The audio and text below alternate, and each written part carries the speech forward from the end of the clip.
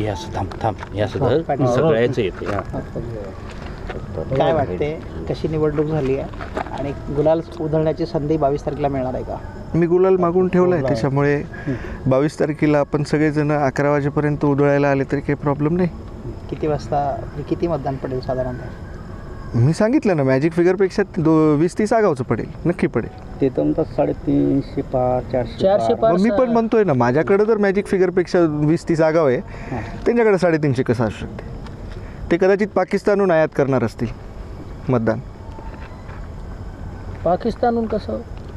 नाही आता 300 जर त्यांच्याकडे आहेत आणि माझ्यापाशी जरी 270 आहेत, तर ह्याचं गणित किती झालं? आगावची मतं कुठून आणली, कुठल्या पक्षाची आहेत आता सांगा. तुम्ही सांगतो म्हटलं होतं. नाही आज कुठं सांगतो? नाही, तुमच्याकडे जे गणित होतं ते गणित कुठतं होतं? कोणतं गणित? माझ्याकडलं गणित मी सांगतो ना 22 तारखेला. कशाला आज त्यांना अडचणीत ना? आता मतदान झालं तर विषय नाही ना सांगायला. नाही आज नाही सांगणार आहे, 22 तारखेला नक्की सांगतो आपल्याला. निश्चित आहे तुमचं? माझ्या कॉन्फिडन्सवरून तुम्हाला काही शंका वाटते का?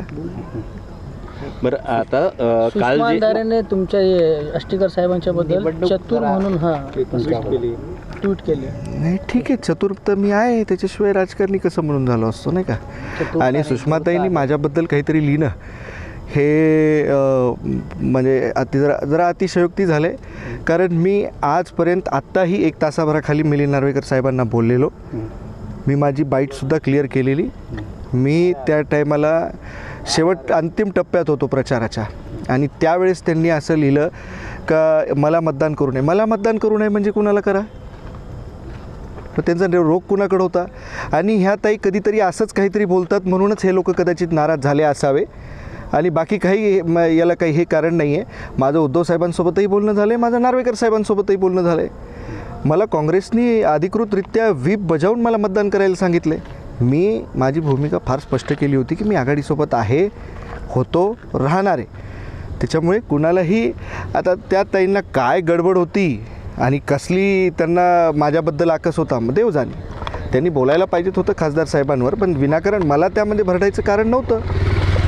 कुठेतरी अतिशयोक्ती होती. कारण मागोमाग पाहिलं तर गजाभाऊ कीर्तीकर हे शिंदे गटात आहेत आणि अमोल भैया कीर्तीकर हे आज ठाकरे साहेबांसोबत आहेत.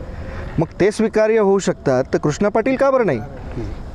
अजय, तुम्ही उद्धव साहेबांसोबत काही शंका आहे? मी उमेदवार आहे आघाडीचा. राहणार पण आहेत. मग उद्धव काय भविष्यात प्रवेश करणार आहे? नाही, हे असे जर तोंड सुख घेत असतील तर मलाही कुठंतरी काल हर्ट झालेलं. ह्या ताईंनी असं सगळं बोलल्याच्या नंतर माझ्या आईचं ज्या वेळेला निधन झालं त्या गोष्टीचा ह्या लोकांनी बाजार मांडला. मला त्या गोष्टीची खंत वाटली. म्हणजे माझे वडील काय करतील हे काय, माझा अजून माझ्या वडिलांसोबत कॉन्टॅक्ट झालेला नाही. मी आघाडीचा उमेदवार म्हणून मी माझ्या प्रामाणिकपणे प्रयत्न करत होतो, सगळ्यांपर्यंत पोचत होतो. नांदेड हा जिल्हा काही सोपा नाही आहे, छोटा नाही आहे. क्षेत्रफळाच्या बाबतीतही खूप मोठा जिल्हा आहे. मतदारांपर्यंत पोचणे, त्यांच्याशी वार्तालाप करणे, त्यांच्यासोबत भेटीगाठी घेणे हे काय माझ्यासाठी आटापिटा सोपा नव्हता. तो करत असताना हे असे कोणीतरी काहीतरी आमच्याबद्दल लिहितात. बरं, अजूनही मला नाही वाटत की ते काय गट स्थापन झाला आहे का, कोणी काय केलं आहे का, काय केलं आहे.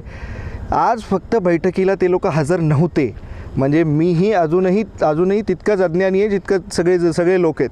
कारण मलाही अजून वाटत नाही का साहेबांनी असा काही निर्णय घेतला असावा, आणि असलाच तरी मी आघाडीसोबत आहे म्हणून सांगितले. माझी भूमिका स्पष्ट केली आहे. दुःखाचा कोणी बाजार केला तुमच्या? नेमकं काय, कोणाबद्दल बोलताय तुम्ही?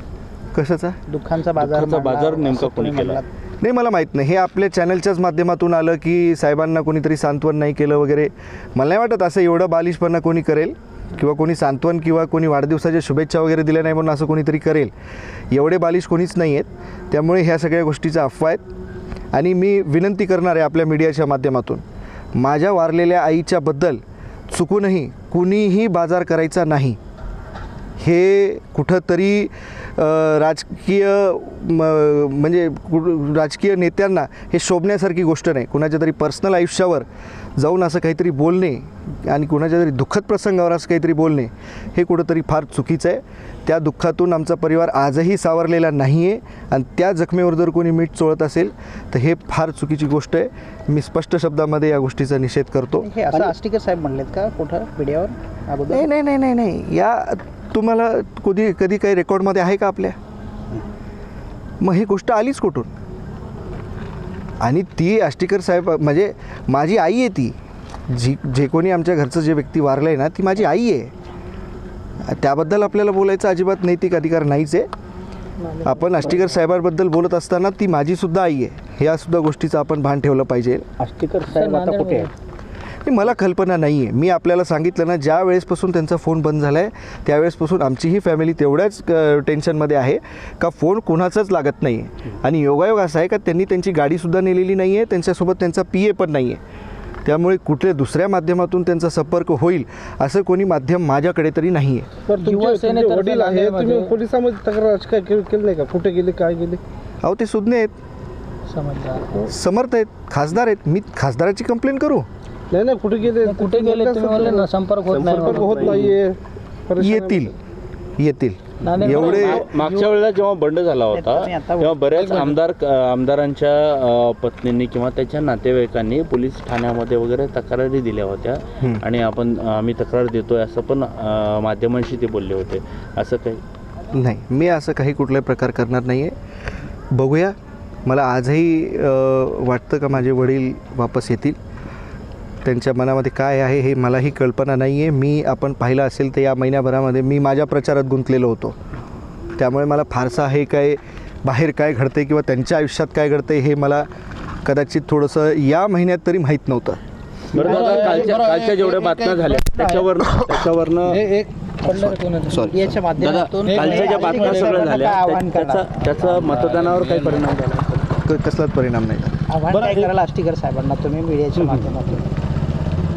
हे आव्हान मी आज हे ते पाहणार आहेत का किंवा ते बातम्या पाहत आहेत का? असतील ना, मोबाईल असेल, बघत असेल ना. बघत असतील. तुम्ही काय सांगाल, त्यांनी तिकडे जावं नाही जावं शिंदे सेनेमध्ये? नाही, आज मी त्यांना काहीतरी आवाहन करणं यापेक्षा ते सुद्धा नाही, ते सगळ्या गोष्टी करतील आणि बाकी सगळ्या गोष्टी आपण त्यांनी आल्याच्या नंतर त्यांना विचारालच.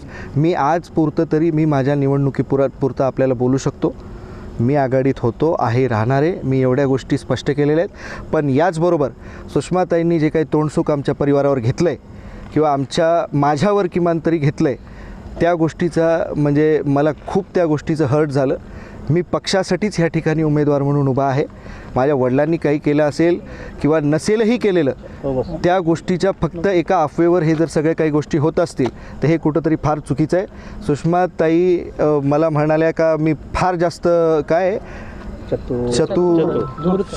धूर्त आहे. हा ठीक आहे, राजकारणात धूर्त असावं लागतं आणि असायला लागतं ताई. तुमच्यासारखे जर नेते असतील ना तर एकाच पक्षात राहून धूर्त असायला लागतं, चतुरही असायला लागतं. एवढं बोलतो, थांबतो. नाही ते